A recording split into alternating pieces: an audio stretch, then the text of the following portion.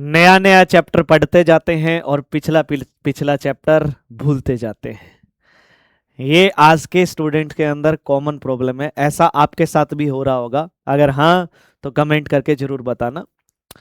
आज की इस वीडियो में मैं बात करने वाला हूं कि कैसे आप इन 3 महीनों में अपनी अच्छी रिवीजन कर सकते हैं। बहुत सारे बच्चों को ये प्रॉब्लम आती है कि सर हम नया चैप्टर तो पढ़ रहे हैं लेकिन साथ के साथ पिछला चैप्टर रिवाइज ना होने की वजह से हम वो चैप्टर भूल जा रहे हैं।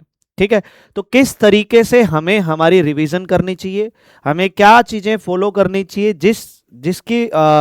जिसकी हेल्प से हमारे पास जो नए चैप्टर हम पढ़ रहे हैं वो भी हमें याद रहे और जो पीछे हमने सिलेबस कवर किया है वो सिलेबस भी हमें याद रहे। तो आज की इस वीडियो में मैं आपको यही चीज बताने वाला हूं।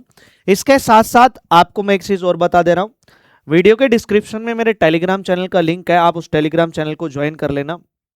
मेरी जो भी लाइव क्लास होती है उसकी सारी इंफॉर्मेशन उस पर आती है।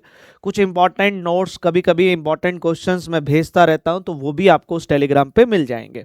ठीक है, तो सबसे पहले आपको मैं जो जो चीजें बताऊंगा आप उसको रिलेट कर पाओगे। बहुत सारे बच्चे क्या करते हैं, 90% स्टूडेंट्स ऐसा करते ही करते हैं कि वो दोबारा से नोट्स बनाने स्टार्ट कर देते हैं। आपको नए नोट्स नहीं बनाने हैं। अगर आपने किसी भी चैप्टर के नोट्स बनाए हुए हैं और अगर आप किसी भी टीचर को फॉलो कर रहे हो, आपके पास ऑलरेडी नोट्स हैं, तो आपको दोबारा से नोट्स नहीं बनाने हैं। हाँ, कुछ पॉइंट्स अगर आपको नए लगे कि ये पॉइंट मैंने पहले नहीं लिखा हुआ तो उसको अपडेट कर लेना है। तो नए नोट्स नहीं बनाने हैं, नई कोई भी बुक को फॉलो नहीं करना है। बहुत सारे बच्चे क्या करते हैं, नई नई बुक्स फॉलो करते रहते हैं प्रैक्टिस करने के लिए, ऐसा नहीं है। ठीक है, तो आपको और एक सबसे इंपॉर्टेंट, नए टीचर भी देखो एक्सपेरिमेंट करने का वक्त नहीं है। अगर आपको, मैं ये नहीं बात कर रहा, मेरी बात नहीं कर रहा, मैं जनरल बता रहा हूं कि अगर आपको किसी भी एक टीचर का मैथ अगर समझ में आता है या साइंस समझ में आती है तो आप उसी एक टीचर को फॉलो करें।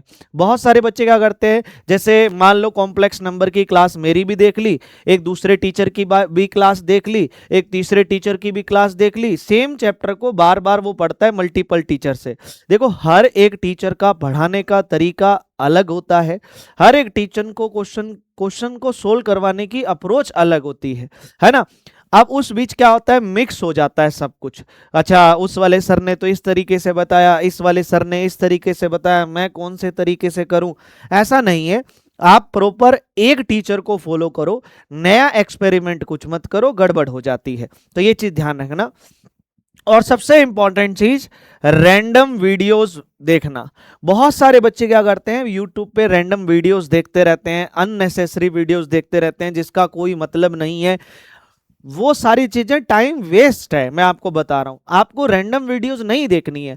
अगर कोई ऐसा चैप्टर है जो आपका एकदम परफेक्ट है तो उसकी बार बार वीडियो मत देखो। अगर आपने एक चैप्टर कर लिया तो ऐसा नहीं है कि वीडियो देख के दोबारा से मैं वही चैप्टर कवर कर रहा हूं, ऐसा नहीं है। तो आपको अननेसेसरी चीजें नहीं देखनी। जो चैप्टर आपका डन हो गया मतलब हो गया, अब तो काम है सिर्फ नोट्स पढ़ने का।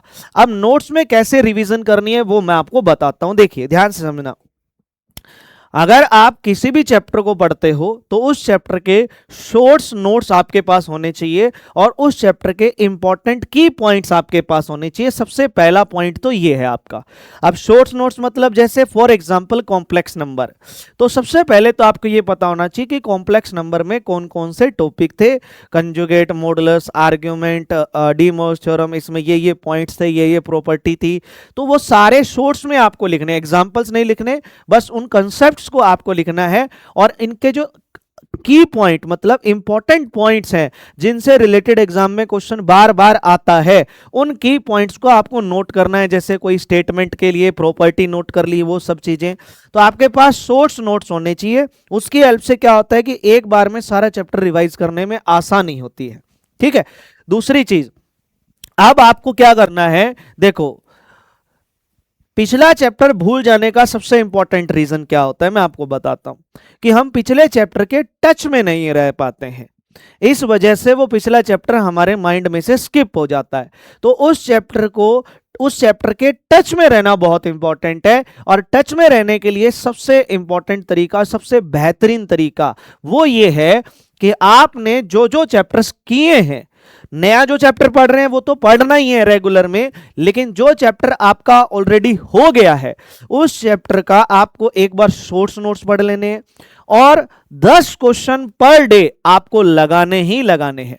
अब 10 क्वेश्चन पर डे आप रैंडम कोई भी 10 क्वेश्चन जो आपको डीपीपी दिए टीचर ने वो लगाओ और उसके कुछ 4-5 प्रीवियस ईयर क्वेश्चन लगाओ। तो पर डे 10 क्वेश्चन आपको हर एक चैप्टर के लगाने हैं। जैसे मान लो आपने 10 चैप्टर कर लिए तो आप उसके, मैं कह रहा हूं 10 क्वेश्चन नहीं होते तो 5 क्वेश्चन तो पर डे हर एक चैप्टर के करो। अगर आपने 10 चैप्टर कर लिए तो 5-5 करके 10 चैप्टर के 5 क्वेश्चन कर लिए, 5 क्वेश्चन कर लिए, 5 क्वेश्चन कर लिए, 5 क्वेश्चन कर लिए, मतलब 50 क्वेश्चन हो गए। 10 चैप्टर के 50 क्वेश्चन आपको करने चाहिए, ये ऐसा मेरा मानना जरूरी है। देखो ऐसा अगर आप करते हैं तो मैं आपको कहता हूं कभी भी आप वो चैप्टर दिमाग में से आपके निकलेगा ही नहीं। तो बार बार कॉपी पढ़नी चाहिए या 10 क्वेश्चन? तो मेरे हिसाब से 10 क्वेश्चन ज्यादा है। अगर आपको लगे कि सर 10 चैप्टर हो गए तो 100 क्वेश्चन हो गए, फिर नया चैप्टर भी पढ़ना है, तो आप इसको 5 कर लो, चाहे कोई दिक्कत नहीं है। लेकिन क्वेश्चंस के थ्रू आपकी जो है क्या हो जाती है, एक रिवीजन हो जाती है, साथ में प्रैक्टिस हो जाती है, साथ में रिवीजन हो जाती है। अब बहुत सारे बच्चों को ये लगता है कि सर पीवाईक्यू एक बार मैं कर चुका हूं, डीपीपी में एक बार कर चुका हूं। मैं आपको कह रहा हूं, यकीन मानो मेरा, अगर आपने एक बार कर लिया है पीवाईक्यू और डीपीपी तो उन्हीं को दोबारा से करना ही चाहिए। जितनी बार कर सकते हो उतनी बार करो, नए क्वेश्चंस करके कोई फायदा नहीं है। अगर आपने, टीचर ने आपको डीपीपी दी है उसकी जितनी बार प्रैक्टिस कर सकते हो उतनी बार प्रैक्टिस करो। टाइम है तो 2 बार, टाइम है तो 3 बार, टाइम है तो 5 बार, टाइम है तो 10 बार। प्रीवियस ईयर क्वेश्चन जितनी बार कर सकते हो उतना ज्यादा फायदा होगा, मैं ये आपको पहले ही बता रहा हूं। तो अब बहुत सारे बच्चे इस चक्कर में पढ़ते रहते हैं, एक बार पढ़ा दोबारा से क्या पढ़ना। मैं कह रहा हूं दोबारा से पढ़ो, दोबारा से करो, जितनी ज्यादा रिवीजन उतना ज्यादा फायदा। मल्टीपल टाइम्स प्रैक्टिस अगर आप एक ही क्वेश्चन की करते हैं तो वो क्वेश्चन और उसके साथ जुड़ा हुआ कंसेप्ट आपके दिमाग में बैठ जाता है, इसलिए आप उसकी मल्टीपल टाइम्स रिवीजन करें। तो आपको क्या करना है, शॉर्ट्स नोट्स पढ़ने हैं और 5 क्वेश्चन पर डे हर चैप्टर के लगाने हैं। आप 5 क्वेश्चन नंबर जैसे 1 2 3 आज पहले 5 कर लिए, अगले दिन फिर से अगले 5 कर लिए, अगले दिन फिर से अगले 5 कर लिए, अगले दिन फिर से अगले 5 कर लिए। इसी हिसाब से जो जो चैप्टर्स आपके हो गए आप 5 क्वेश्चन पर डे उस चैप्टर के करते हुए चलो, ठीक है। 4th point, error copy. मतलब एरर कॉपी मतलब अपनी गलतियां लिखो। गलतियां, कोई तो चैप्टर ऐसा होगा जिसके अंदर सारे क्वेश्चंस हो जाते हैं, लेकिन उस चैप्टर का कोई तो एक ऐसा टॉपिक होगा जिसके क्वेश्चंस में आप फंसते हो। तो इसका मतलब यह है कि उस चैप्टर के उस टॉपिक पे ज्यादा फोकस करने की जरूरत है। अब आपको वो लिख लेना है, उससे क्या होगा, आपको आइडिया होगा कि इस चैप्टर में ये वाला जो क्वेश्चन है, ये वाले टॉपिक के जो क्वेश्चंस हैं यहां पे मैं फंस जाता हूं, तो इसलिए मुझे उसको ज्यादा फोकस करना है। ये याद रखना, आपको अपनी एक एरर बुक बनानी है, मतलब एक कॉपी बनानी है जहां पे उन टॉपिक्स को लिख लेना है, उन चैप्टर्स को लिख लेना है जहां पे आपका कॉन्फिडेंस नहीं बन पाता, जहां पे आपको और ज्यादा फोकस करना है। तो इसलिए अपनी गलतियों को लिखना स्टार्ट करो।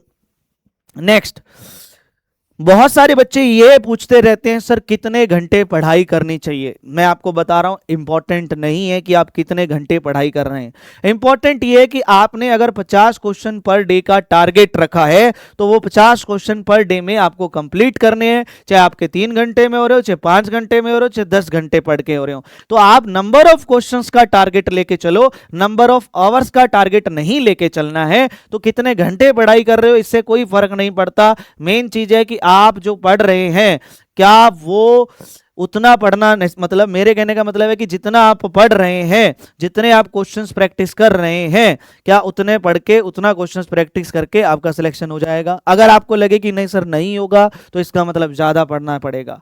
तो जितना पढ़ सकते हो उतना पढ़ो, जितनी प्रैक्टिस कर सकते हो उतनी प्रैक्टिस करो।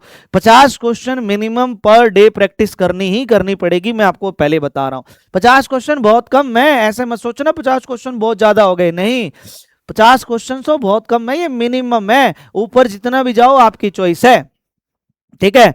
तो सबसे पहले स्पीड नहीं है, स्पीड वो तो उस पर हम बाद में बात करेंगे, स्पीड की बात तो बाद में करेंगे, लेकिन इंपॉर्टेंट क्या है, इंपॉर्टेंट है कि जिस चैप्टर को आपने पढ़ लिया उस चैप्टर पे आपका कॉन्फिडेंस अच्छे लेवल का होना चाहिए। है ना। तो ये सारी चीजें हैं, इस वे में आपको रिवीजन करनी है। 5 question per day each chapter जो आपने पढ़ लिए उनको करते जाओ, और नया जो चैप्टर है उसके 50 क्वेश्चन तो प्रैक्टिस करने ही करने हैं। उम्मीद करता हूं कि आप, मैं जो कहना चाहता हूं आप समझ गए होंगे। बाकी आपको अगर कोई भी डाउट हो आप कमेंट बॉक्स में कमेंट कर दीजिएगा, और अब सारे बच्चे कमेंट बॉक्स में एक कमेंट तो जरूर करिएगा कि सर इस बार एनडीए 1 2026 मैं क्रैक करके ही रहूंगा। तो ये कमेंट आप सभी प्यारे बच्चों का कमेंट बॉक्स में होना चाहिए। मिलेंगे नेक्स्ट वीडियो में, तब तक के लिए जय हिंद, जय भारत, वंदे मातरम।